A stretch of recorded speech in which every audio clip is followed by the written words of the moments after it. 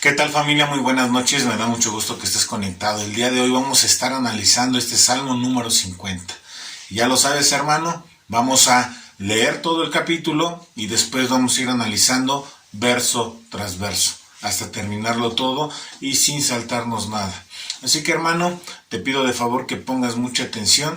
Va a ser un episodio especial para tu vida y sabemos que una vez que nosotros entendemos cómo es más importante vivir de acuerdo a los mandatos, a los preceptos de Dios, ¿sí?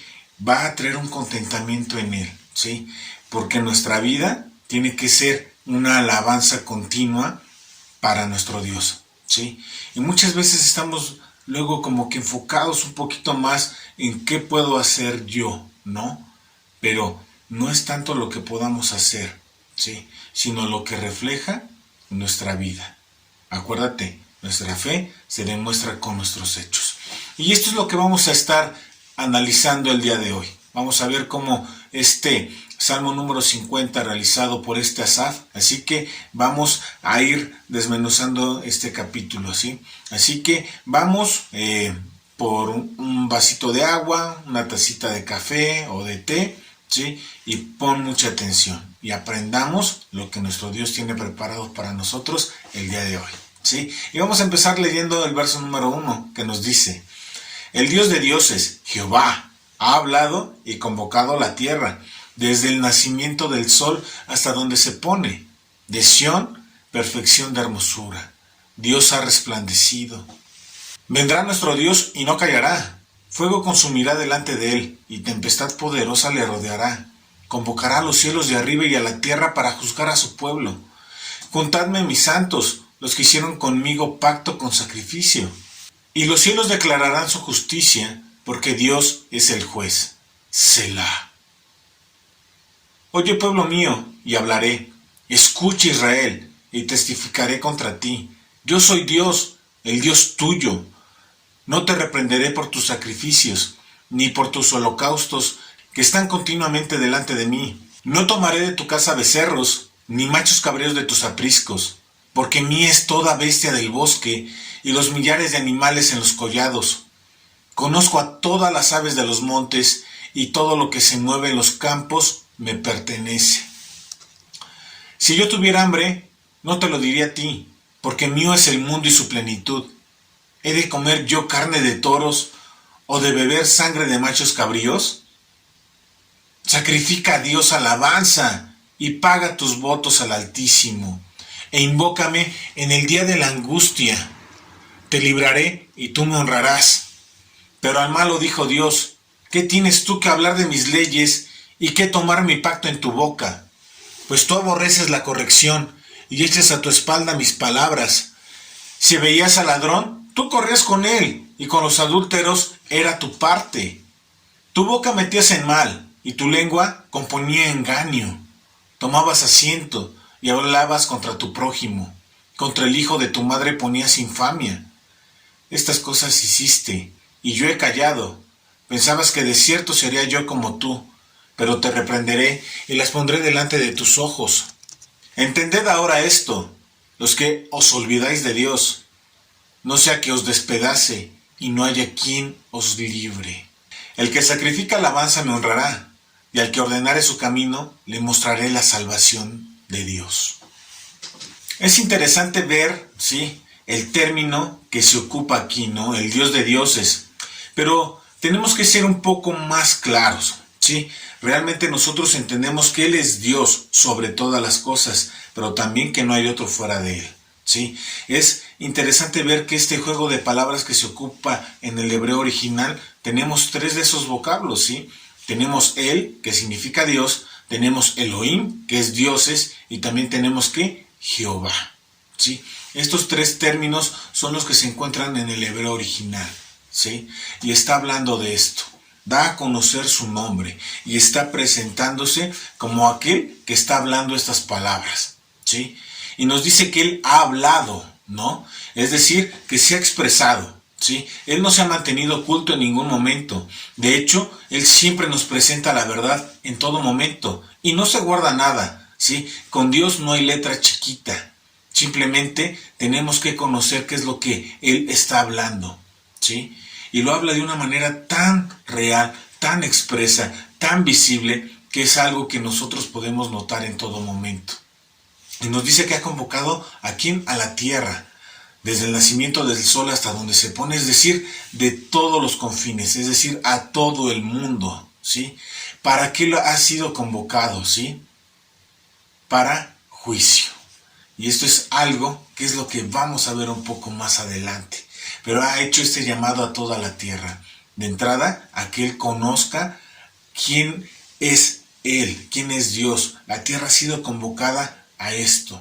Y Él se ha manifestado y se ha declarado por muchos medios, de entrada a la misma naturaleza, pero no se queda ahí. También se ha expresado a través de su palabra, a través de las enseñanzas, a través de los profetas, incluso a través de su Hijo, de Él mismo, ¿sí? Y se ha expresado incluso en nuestros tiempos a través del Espíritu Santo, ¿sí?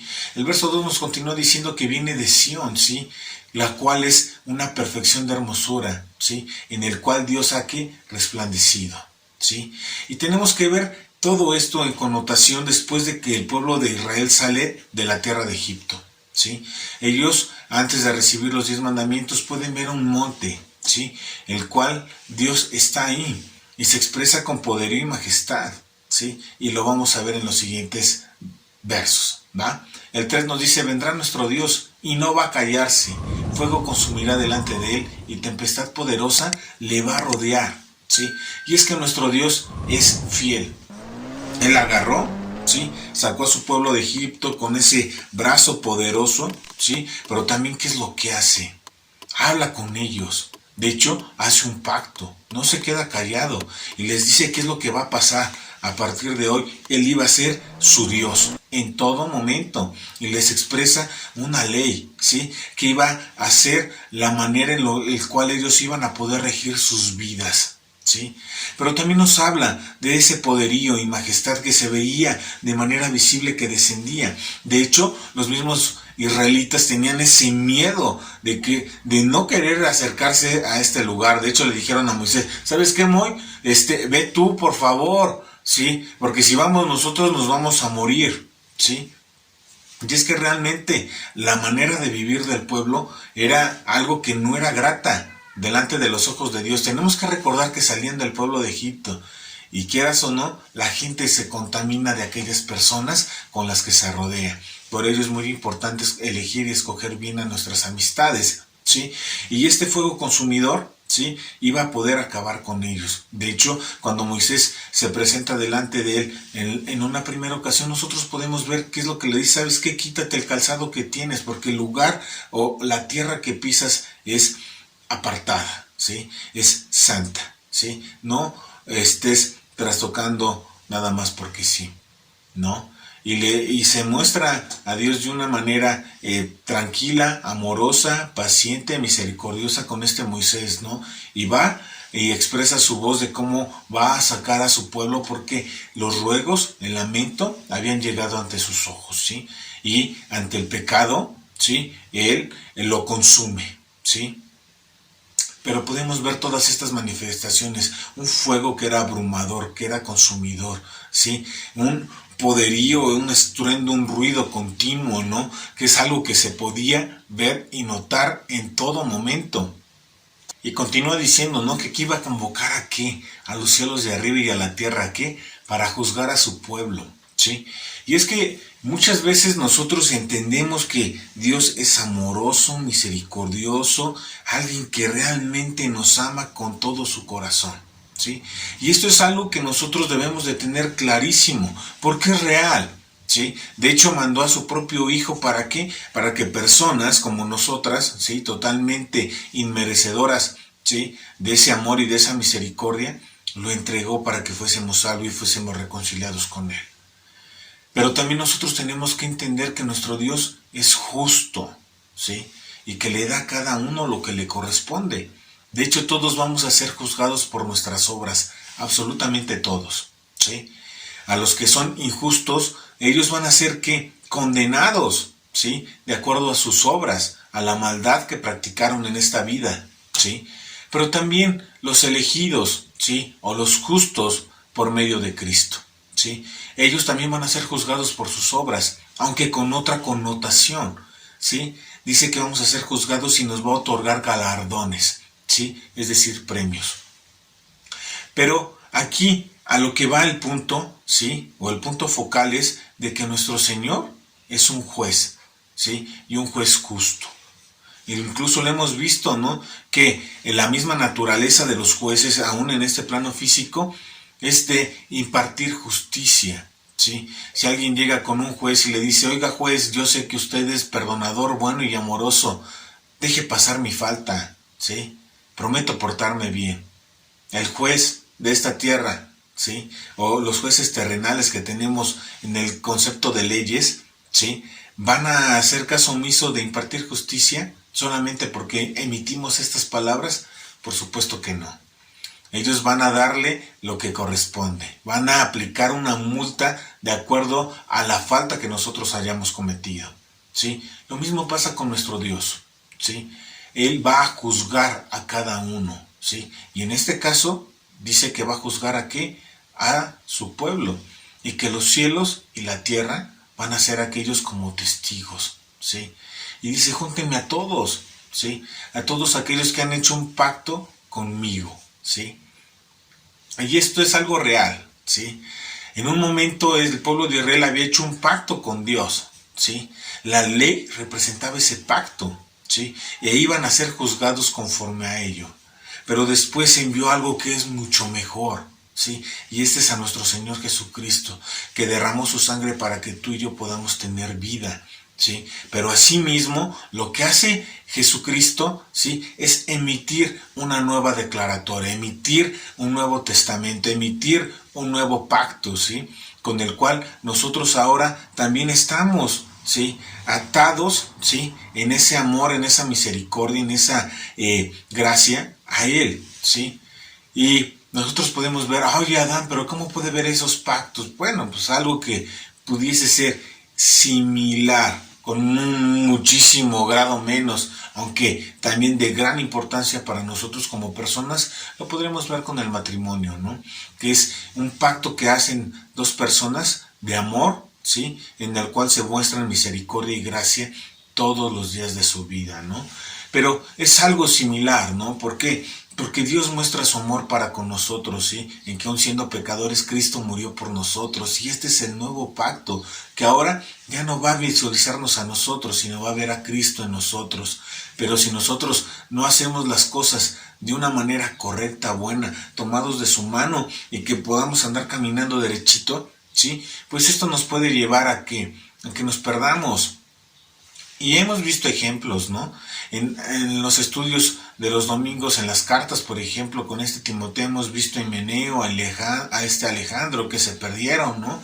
Tristemente, que conociendo la verdad, dejan afuera la verdad, ¿no? Y ¿qué pasa? Se pierde, ¿sí? Y nosotros podemos correr ese riesgo. Así que lo que Dios está diciendo es, todos aquellos que hicieron pacto conmigo, ¿sí? Les voy a declarar su justicia, ¿sí? ¿Por qué? Porque Dios es el juez, ¿no? Y aquí el autor de este salmo hace un silencio, porque eso nos tiene que llevar a reflexionar y a pensar. ¿He estado tomado de la mano de Dios? ¿Realmente estoy amando a Dios como debo de hacerlo? ¿Sí? Y debe de haber esa introspección, ¿sí? Porque lo que nosotros tenemos es una relación de amor, y esto es algo que debemos comprender en todo momento. La relación que tú tienes con Dios es una relación de amor, ¿sí? Y nuestro amor nos debe de llevar a guardar sus mandatos. ¿Por qué? Porque el que me ama guarda mis mandamientos. Pero estos mandamientos, al cumplirse en nuestra vida, sí, pues es algo visible, ¿no? Por eso dice Jesucristo, ¿no? Por sus frutos los van a conocer. ¿A quiénes? A los que me siguen, ¿no? Y también, ¿qué es lo que va a pasar? ¿No? Sus hechos van a demostrar que su fe, su manera de vivir corresponde a lo que ellos creen. Es decir, ese conjunto de valores es demostrable en nuestra vida, ¿sí? Y esto es algo que nosotros tenemos que reflexionar. ¿En qué punto estoy? ¿Estoy amando a Dios y estoy amando a las personas como Él me lo está pidiendo? Y esto es algo que tenemos que reflexionar. Y en el verso 7 continúa diciendo el salmista: oye, pueblo mío, y hablaré. Escucha, Israel, y testificaré contra ti. Yo soy Dios, el Dios tuyo, ¿sí? Y tenemos que entender esto, ¿sí? Tenemos que prestar mucha atención. En primer lugar, en que Jehová, el Dios Todopoderoso, el gobernante de los cielos y la tierra, el que tiene pleno dominio y potestad sobre el mismo universo, ¿sí? Él tiene que hablar a nuestra vida, ¿sí? Y tenemos no solamente que oír, ¿sí? Sino tenemos que escuchar, meditar en lo que Él está hablando, ¿sí? Y atesorarlo en nuestro corazón, ¿sí? Y dice: Israel, testificaré contra ti, ¿sí? Y le dice que no lo va a reprender por los sacrificios que Él ha hecho, ni por los holocaustos que continuamente están delante de Dios, ¿sí? Sino que lo va a hacer por su manera de vivir, ¿sí? Por esa relación estrecha que Dios ha deseado tener con el hombre. Y es que aún en todo este sistema de sacrificios había sacrificios de paz, sacrificios de comunión con Dios, ¿sí? Y eso es lo que ha buscado tener delante de cada uno de nosotros, ¿no? Una comunión estrecha, porque nos ama tanto. Y ese mismo amor debe de brotar en nosotros hacia Él, ¿sí? Y dice: no tomaré de tu casa becerros, ni machos cabríos de tus apriscos, ¿sí? Y está haciendo remembranza a lo que son los holocaustos, ¿no? Y continúa diciendo: porque mía es toda la bestia del bosque, y los millares de animales que hay en los collados. Él conoce absolutamente todas las aves de los montes y todo lo que se mueve en los campos, ¿sí? Dice Dios que son de Él, que le pertenecen, ¿sí? Él no necesita tus sacrificios, es lo que está diciendo. No necesita esos holocaustos. Lo que Él desea va más allá de esto, ¿sí? No simplemente he pecado, Dios, ¿sí? Y ahí te va el palomino, el cabrito, el toro, ¿sí? Ahí te va, ¿no? Para que tú me perdones, ¿no? Como si tú tuvieras complacencia, ¿no? Como si esta grosura y esta grasa te fuesen a saciar, ¿no? Y no es así. Dios estaba buscando algo más, ¿sí? Y era que tú le buscases y le amares con tu corazón, ¿sí? Porque realmente Él nos iba a saciar de eso, ¿sí? Porque incluso dicen los siguientes versos, ¿no? El 12 y el 13: si yo tuviera hambre, no te lo diré a ti, porque mío es el mundo y su plenitud, ¿sí? Es más, si necesito algo para comer, pues yo lo agarro, le está diciendo, soy autosuficiente, ¿no? Dice: de comer yo carne de los toros o beber sangre de los machos cabríos. No, no es así. O sea, tus holocaustos no son para mí algo que sean indispensables, ¿sí? O deseables. Lo que Él deseaba era el corazón del hombre. Y dice: esto es algo más. Verso 14, ¿no? Dice: sacrifica a Dios alabanza y paga tus votos al Altísimo. Invócame en el día de la angustia, te libraré y tú me honrarás. Y me encanta cómo es Dios, porque nos dice que lo que Él decía es que nosotros le alabemos, le glorifiquemos, de entrada por quién es, ¿sí? Pero ¿cómo lo vamos a hacer? ¿Sí? Esto lo vamos a hacer de una forma demostrable en nuestra vida, ¿sí?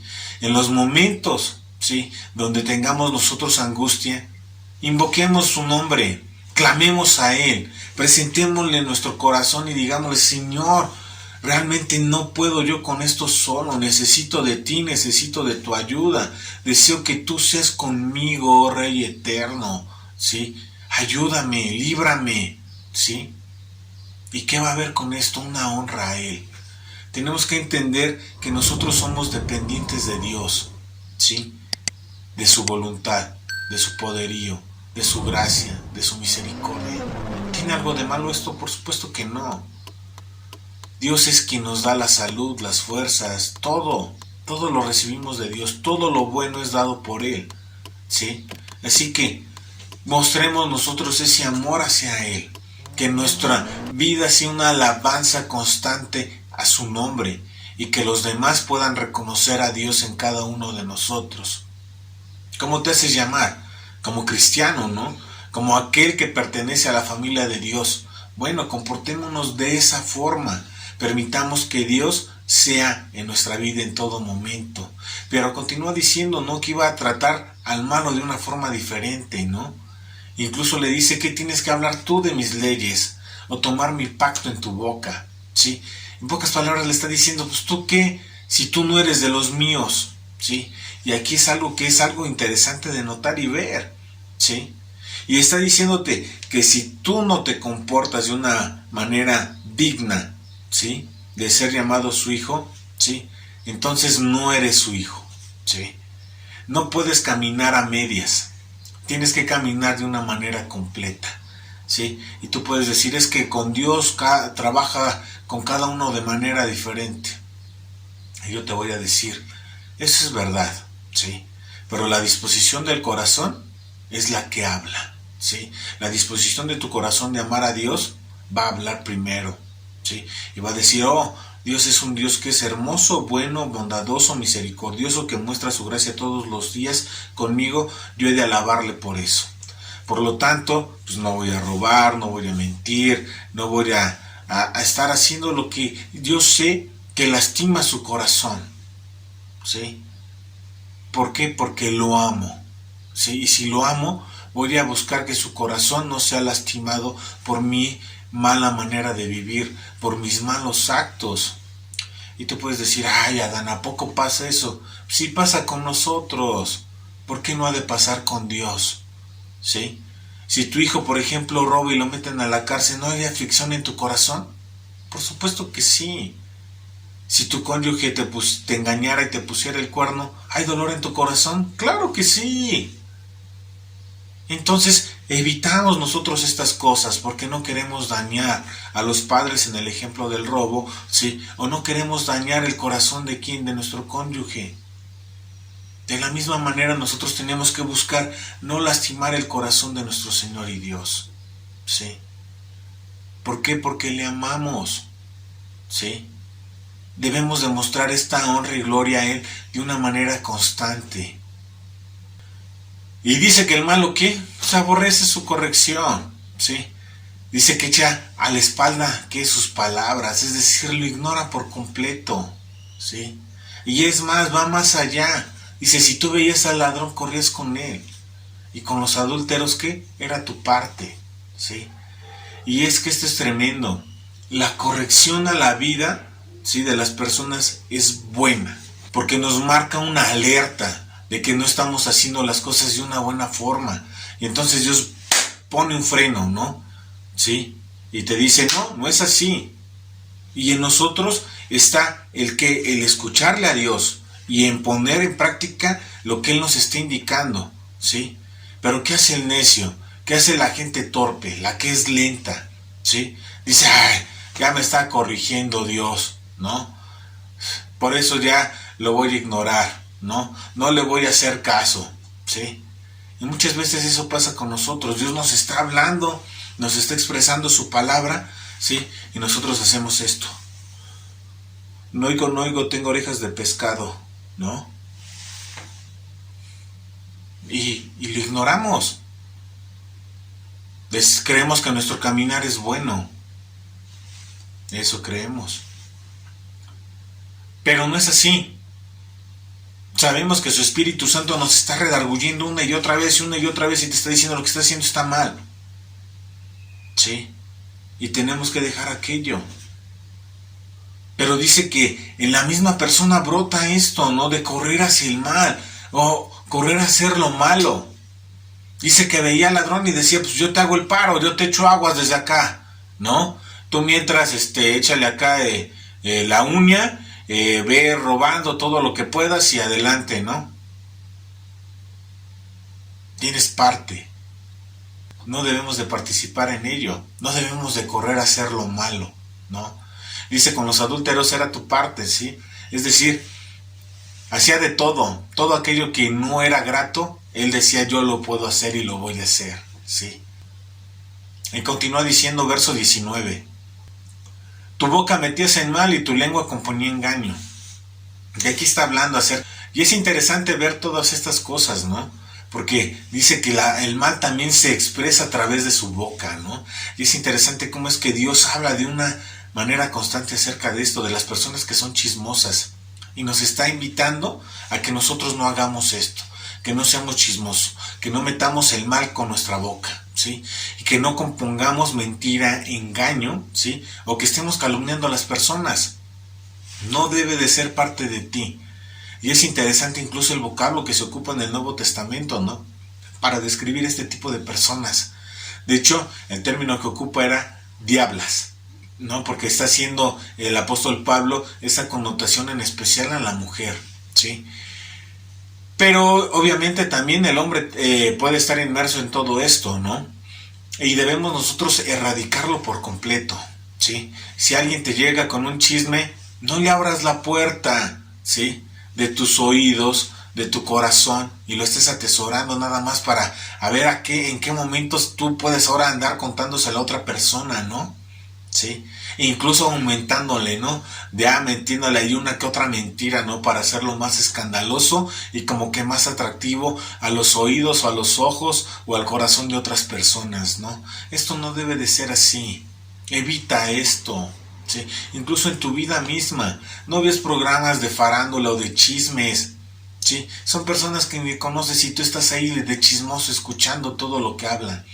No lo hagas, porque esto únicamente fomenta a que tengas un oído criticón, ¿sí? Y una lengua que escupe veneno, ¿sí? Así que quítalos, ya no los oigas. Olvídate de Pati Chapoy, de Origel, ¿no? De Carmelita Salinas o de esta Sánchez Azuara, Laura en América, aquellos que salen como en una sala de juicio, ¿no? Entonces, quítate todas esas cosas. Elimínalas de tu vida para que no tengas tú una boca que hable maldad o que componga engaño, ¿sí? También dice que el malo toma asiento y habla en contra de su hermano, contra el hijo de su propia madre pone infamia. Y esto es algo terrible, ¿no?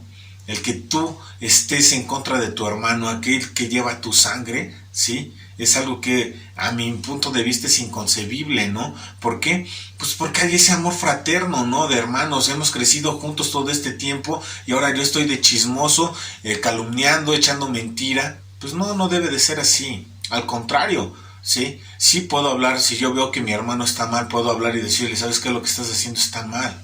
Corrígelo, ¿sí? ¿Por qué? Porque tengo ese amor hacia él. Y mi hermano hace lo mismo conmigo, porque él tiene ese amor hacia mí.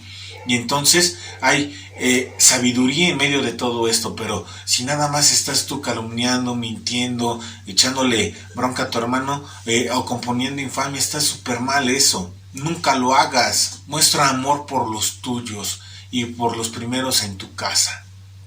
Siempre. Fomenta la unidad, el amor y la paz. Quita toda aquella rencilla que hay en medio. Perdónalos, son tus hermanos, ¿sí? Aunque muchas veces se comporten de una manera errada, tú no te comportes de la misma forma. Tú eres diferente. Y esto es algo que tienes que reconocerlo cada día de tu vida. Y es algo en lo cual tú tienes que emplear, ¿sí? El querer como el hacer.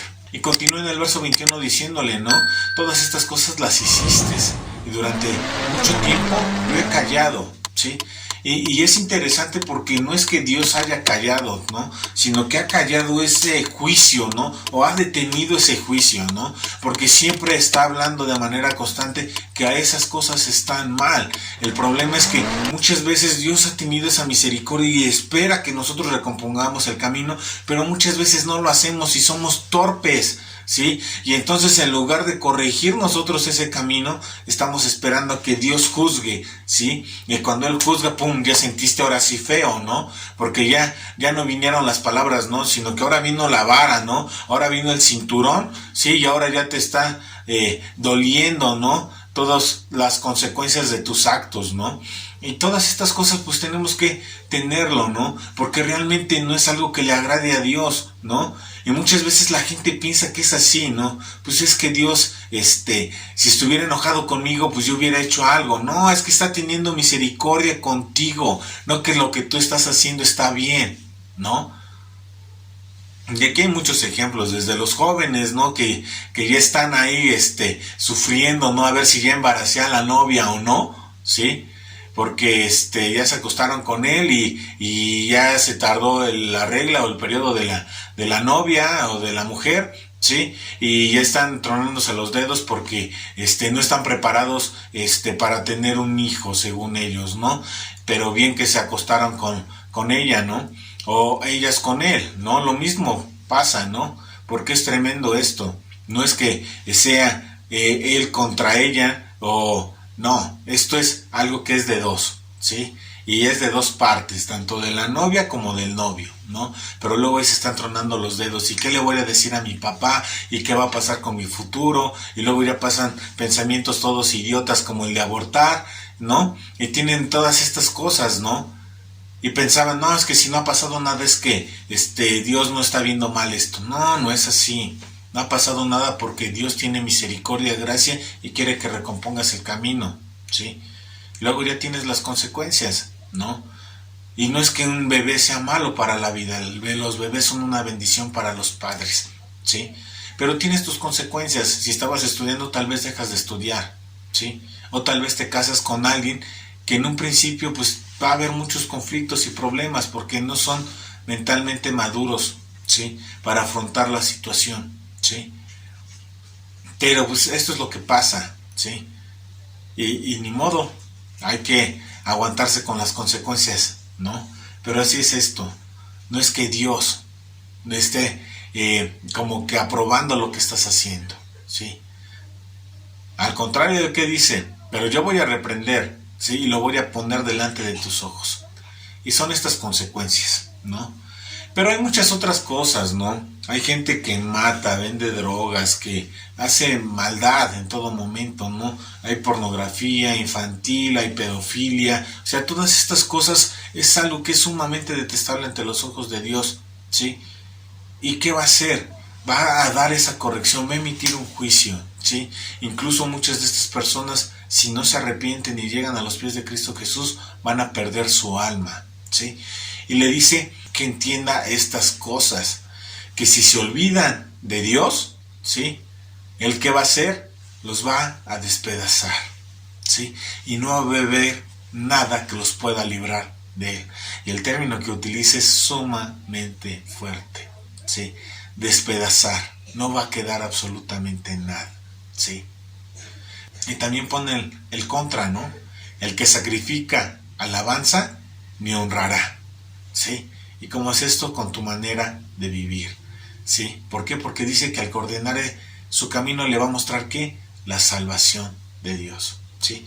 Así que, hermano, realmente todo esto es muy, muy claro. Dios no nos engaña en ningún momento, ¿sí? Él busca que tengas esa relación con Él a través de Cristo Jesús. Y si tú lo ignoras, ¿sí? O si tú te olvidas de Dios, pues vas a tener tus consecuencias. Y esto es que la vas a padecer fuerte.